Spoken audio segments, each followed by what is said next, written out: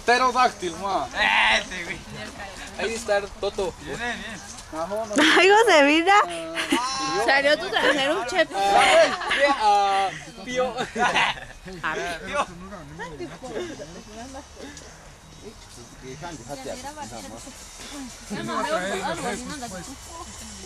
Me tiemblan las manos.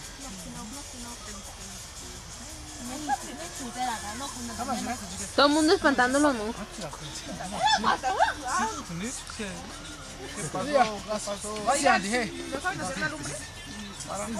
No, pero si sería no hay lumbre. Aquí están los cigarros. Ah, sí, ¿verdad? ¿Quién trae? Voltea pues. Mi cuchillo, porque es el cuchillo de mi abuelo. Sí, que los Ya. ¿Qué prendieron los cigarrillos? No, que dice secretario, no, tesorero, idiota. Ay, ya ven.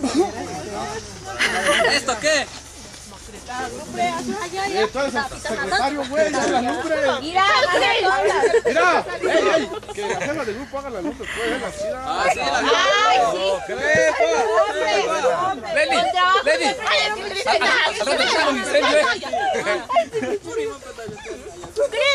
Cris.